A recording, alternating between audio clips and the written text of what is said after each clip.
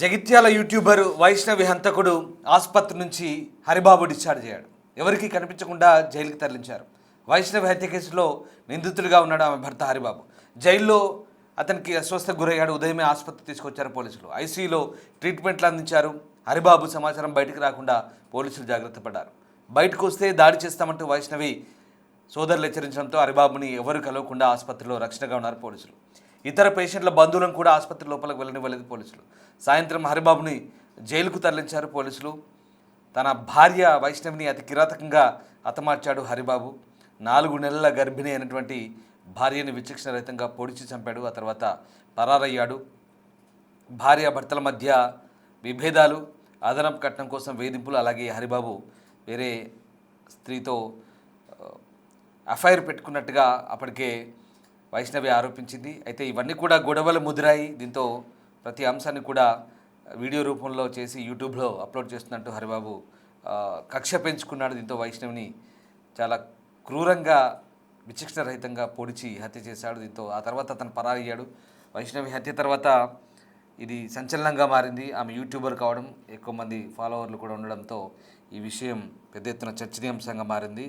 అయితే మీడియాలో వస్తున్న వార్తలకు భయపడి హరిబాబు పోలీసులకు లొంగిపోయాడు. ఆ తర్వాత అతన్ని రిమాండ్ ఖైదీగా జైలుకు తరలించారు. జైల్లో తనకేదో అస్వస్థగా ఉందంటూ హరిబాబు ఉదయం చెప్పడంతో పోలీసులు అనారోగ్య కారణాలతో అతన్ని జగిత్యాల క్రిటికల్ కేర్ యూనిట్కి తరలించారు. అక్కడ అతన్ని అబ్జర్వేషన్లో ఉంచారు. అయితే అతని ఆరోగ్యం కుదుటపడిందని, ఎలాంటి సమస్య లేవని డాక్టర్లు నిర్ధారించడంతో తిరిగి మళ్ళీ జైలుకి అతన్ని పంపించారు. ప్రస్తుతం అతను రిమాండ్ ఖైదీగా ఉన్నాడు. అయితే హరిబాబు కేవలం తన ఒకవేళ ఆరోగ్య సమస్యలు ఉండవచ్చు, అప్పటికప్పుడు కొంత ఆందోళనకు గురైన పరిస్థితి ఉండొచ్చు.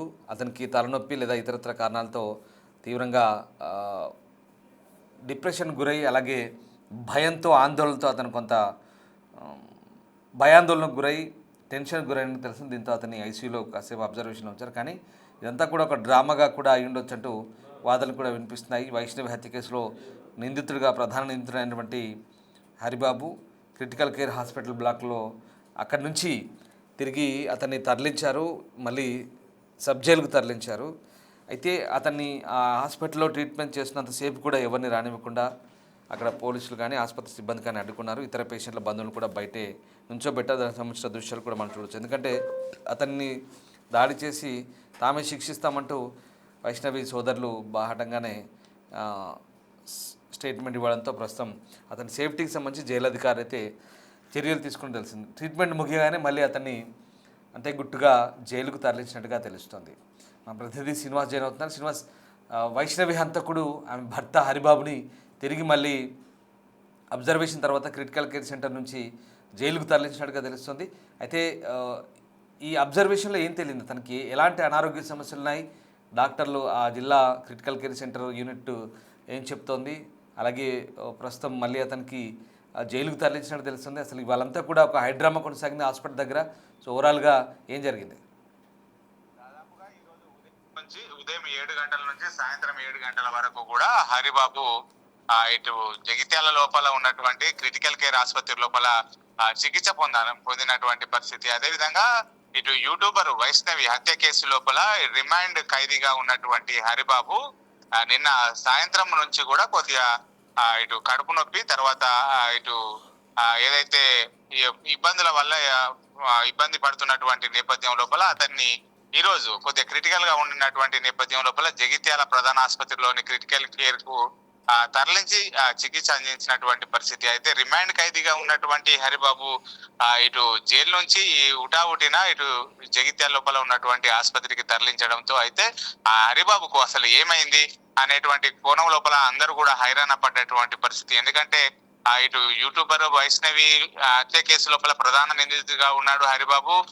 జగిత్యాల జైల్లో శిక్ష అనుభవిస్తున్నటువంటి పరిస్థితి. అయితే నిన్న ఉదయం నుంచి కూడా కొద్దిగా అస్వస్థకు లోనయ్యి తర్వాత ఇటు నీరసంగా ఉన్నటువంటి నేపథ్యం లోపల ఇటు బాడీ డిహైడ్రేషన్ అయినట్టుగా తెలుస్తుంది. దీని నేపథ్యం లోపలనే హరిబాబును ఉటావుటిన ఈ రోజు ఉదయం 7 గంటలకు ఇటు జగిత్యాల లోపల ఉన్నటువంటి క్రిటికల్ కేర్ ఆసుపత్రికి తరలించి చికిత్స అందించినటువంటి నేపథ్యం లోపల మధ్యాహ్నము పెద్ద ఎత్తున కూడా ఇటు క్రిటికల్ కేర్ ఆసుపత్రి లోపల చికిత్స పొందుతున్నటువంటి బంధువులు ఎవరైతే రోగుల యొక్క బంధువులు ఉన్నారో వాళ్ళందరినీ కూడా లోపలికి అలౌ ఉదయం నుంచి కూడా లోపలికి రానియకుండా అందరినీ అలౌ చేయకపోవడంతో అయితే పెద్ద ఎత్తున కూడా వాళ్ళందరూ కూడా నిరసన తెలిపారు. ఎవరో రిమాండ్ లోపల ఉన్నటువంటి ఖైదీ లోపల ఇటు ఏదైతే చికిత్స పొందుతున్నటువంటి నేపథ్యం లోపల తమ బంధువులను చూడడానికి వెళ్ళనివ్వరా అని చెప్పి అయితే వాళ్ళంతా కూడా గొడవకు తీరినటువంటి పరిస్థితి అయితే కనబడుతుంది. ఆసుపత్రి వర్గాల పైన ఆగ్రహం వ్యక్తం చేసినటువంటి పరిస్థితి. కానీ మొత్తం ఉదయం 7 గంటల నుంచి కూడా పోలీసు బందోబస్తు మధ్య పోలీస్ పహార్ల మధ్యనే ఆసుపత్రి క్రిటికల్ కేర్ ఉన్నటువంటి నేపథ్యం లోపల ఇటు మధ్యాహ్నం వరకు కూడా ఏమో హైరాణ పడాల్సిన అవసరం లేదు. హరిబాబు యొక్క ఆరోగ్యం నిలకడనే ఉంది. అతడు కోలుకున్నాడు.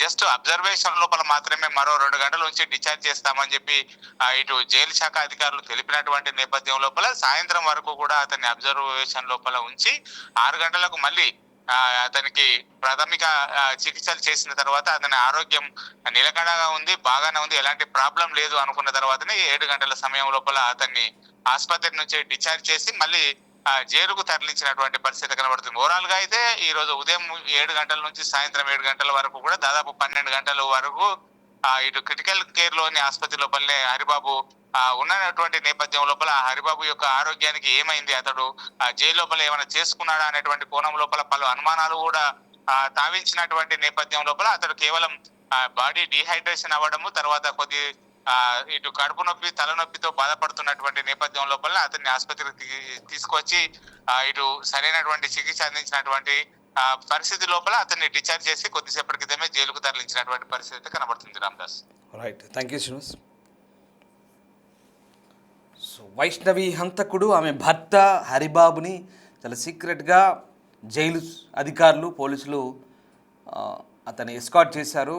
ఆసుపత్రికి తరలించినప్పటి నుంచి అక్కడ కాపలాగా ఉన్నారు. ఒకవేళ హరిబాబుపై వైష్ణవి సోదరులు దాడి చేసే అవకాశం ఉన్న నేపథ్యంలో అతనికి కాపలాగా ఉన్నారు.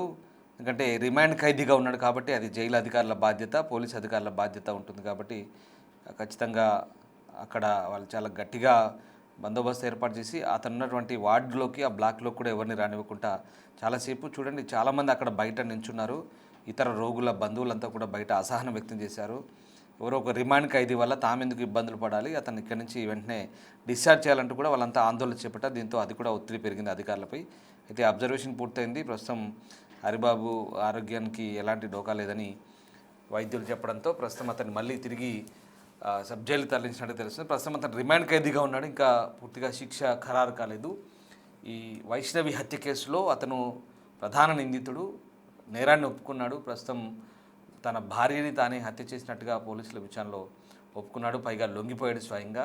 దీంతో ఇక ఈ కేసు వ్యవహారం కొలిక్కి వచ్చింది. ప్రస్తుతం అయితే అతన్ని రిమాండ్ చేశారు, సబ్ జైల్లో ఉన్నాడు. అయితే అతనికి ఏదో ఆరోగ్య సమస్యలు వచ్చినట్టుగా అర్థమవుతుంది. ఎందుకంటే హత్య చేశాడు, విపరీతమైన ఒత్తిడి ఉంది, దాంతోపాటు తప్పించుకొని తిరిగి వచ్చి లొంగిపోయిన తర్వాత ఆ ప్రెషర్ డెఫినెట్గా ఉంటుంది. ఆందోళన, తర్వాత ఇతరత్ర ఆరోగ్య సమస్యలు వెంటాడినట్టుగా అతనికి జైలు అధికారులు నిర్ధారించి వెంటనే క్రిటికల్గా మారడంతో ఆసుపత్రికి తరలించారు. ఎందుకంటే మళ్ళీ జైల్లో ఏదైనా జరగాలని జరిగితే ఇబ్బందికర పరిస్థితులు ఉంటాయి కాబట్టి అతన్ని ఆసుపత్రికి తరలించి క్రిటికల్ కేర్లో అబ్జర్వేషన్లో ఉంచారు. ఈజ్ ఫైన్ అని చెప్పారు డాక్టర్లంతా కూడా. మళ్ళీ అంతే గుట్టుగా అతన్ని అక్కడి నుంచి సెక్యూర్ చేస్తూ ఎస్కాట్ చేసి అక్కడి నుంచి తరలించినట్టుగా తెలుస్తుంది. ప్రస్తుతం అయితే వైష్ణవి సోదరులు మాత్రం చాలా సీరియస్గా ఉన్నారు. అంటే తమ చెల్లెల్ని, తమ సోదరిని చంపడంతో వాళ్ళంతా కూడా ఆగ్రహ విషయాలు వ్యక్తం చేస్తున్నారు. అతను ఎక్కడైనా తమకు చిక్కితే ఖచ్చితంగా తామే శిక్షిస్తామంటూ వాళ్ళంతా కూడా బాహాటంగా చెప్పడంతో దీంతో అతని పోలీసులు ఖచ్చితంగా ఎస్కాట్ చేయాల్సిన పరిస్థితి. జైలు అధికారులు తమ బాధ్యతగా అతన్ని సేఫ్టీగా మళ్ళీ తీసుకెళ్లారు. బట్ ఈ వ్యవహారం సంచలనం అయితే రేపింది. యూట్యూబర్ 19 ఏళ్ల వైష్ణవి అతన్ని ప్రేమించి పెళ్లి చేసుకున్న పాపానికి అతను నమ్మించి గొంతు కోసాడు. చాలా కిరాతకంగా హత్య చేశాడు ఈ దుర్మార్గుడు. జస్ట్ 9 months అవుతుందంట పెళ్ళి అంతే. సో ఆమె 4 నెలల గర్భిణి. అప్పటికే భార్యాభర్తలు బాగానే ఉన్నారు, చక్కగా వీడియోలు చేసుకుంటున్నారు, చాలామంది ఫాలోవర్స్ కూడా ఉన్నారు, వాళ్ళని ఫాలో అయ్యేవాళ్ళు. కానీ ఇక్కడ ఒకటే విషయం, ప్రతి అంశాన్ని కూడా వ్యక్తిగత జీవితాల్ని బహిర్గతం చేసుకోవడం అనేది సోషల్ మీడియాలో ఇటీవల పరిపాటిగా మారుతుంది. ఇది సంసారాల్లో చిచ్చు కూడా రేపుతుంది. దీన్ని బట్టి మనకు అర్థమవుతుంది ఏంటంటే ప్రతి అంశాన్ని కూడా కొంతవరకు సోషల్ మీడియాలో కొన్ని అవేర్నెస్ తెచ్చే వీడియోలు లేదా మెసేజ్ ఓరియంటెడ్ లేదా ఇంకేదైనా సరదాగా కంటెంట్ చేయొచ్చు, కానీ ప్రతి అంశాన్ని ఇంట్లో గొడవల్ని అన్ని విషయాలను బహిర్గతం చేయడం, దాంతో భార్యాభర్తల మధ్య మరింత వైరం పొరపచ్చాలు పెరగడం అనేది ఇక్కడ దారితీసినట్టుగా మనకు అర్థమవుతుంది. సరే, అమ్మాయికి జరిగిన అన్యాయాన్ని అమ్మాయి చెప్పే ప్రయత్నం చేసింది, దాంట్లో తప్పేం లేదు. కానీ అది ఆ వ్యక్తికి నచ్చలేదు, ఆమె పార్ట్నర్కి.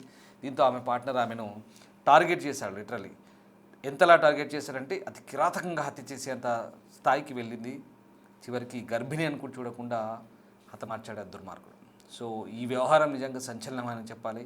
జగిత్యాల జిల్లా మాదాపూర్ గ్రామంలో జరిగింది. ఆమె అంత్యక్రియలు జరిగినప్పుడు కూడా అంతే ఎమోషనల్గా అక్కడ ఉన్న వాళ్ళంతా కూడా అయ్యో నమ్మి వెళ్ళిపోయింది, పెద్దల్ని ఎదిరించి పెళ్లి చేసుకుంది, అయినా కూడా చివరికి దక్కింది ఇదా అన్నట్టుగా వాళ్ళంతా కూడా ఆవేదన చెందారు. సో ఇక్కడ కొంత మెచ్యూర్గా ఆలోచించాల్సిన అవసరం ఉంది ఇప్పుడు పరిస్థితిలో.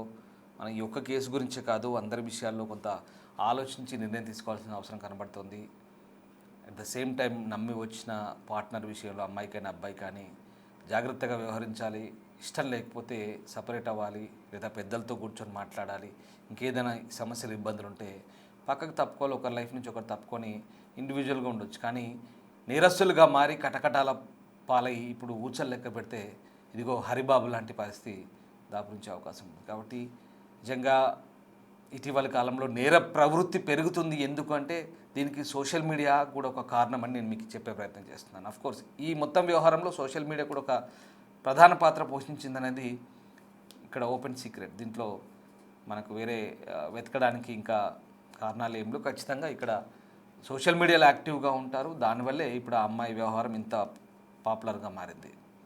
సో కొంచెం జాగ్రత్తగా ఉండండి. ప్రతి అంశాన్ని, వ్యక్తిగత జీవితాల్ని, కుటుంబ వ్యవహారాలని అన్నిటినీ బ్యాలెన్స్ చేసుకొని కొంచెం మెచ్యూర్గా పెద్దలతో డిస్కస్ చేయండి. ఏమైనా సమస్యలు ఉంటే ఇది ముదిరి పాకాన పడేదాకా, చివరికి ఇదిగో ఇలా ప్రాణాలు పోయేదాకా వచ్చే వ్యవహారం. అమ్మాయి అయినా అబ్బాయి అయినా నేరస్తులుగా మారి ఇతరుల ప్రాణాలు తీసో లేదా వాళ్ళకు వాళ్ళు ఏదైనా చేసుకోనో అనవసరంగా ఆ ఇంట్లో వారి ఇళ్లలో విషాదాన్ని నింపడం తప్ప అంతకుమించి ఏముండదు. ఇప్పుడు ఆ హరిబాబు అనే ఆ దుర్మార్గుడు కిరాతకంగా వ్యవహరించి జైలు పాలై ఊచలు లెక్క పెడుతున్నాడు తప్ప అక్కడ అతని ఈగో సాటిస్ఫై అయిందే తప్ప అంతకుమించి జరిగింది ఏం లేదు.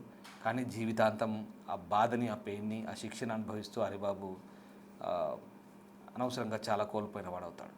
ఇప్పుడు ఆసుపత్రి తీసుకొచ్చాడంటే కూడా అతన్ని ఎస్కార్ట్ చేయడానికి ఇంతమంది పోలీసులు, అంటే ప్రాణాలకు, అతని ప్రాణాలకు కూడా రక్షణ లేకుండా పోయిన పరిస్థితి. సో ఇది ఇలా ఉంటుంది. సమాజంలో జరుగుతున్న ఈ అంశాలను, పరిణామాలను మీకు చెప్పడం ద్వారా, ఈ నేర వార్తల గురించి పదే పదే మీకు వివరించడం ద్వారా మిమ్మల్ని అప్రమత్తం చేయడమే మా ప్రధాన ఉద్దేశం. Thank you very much.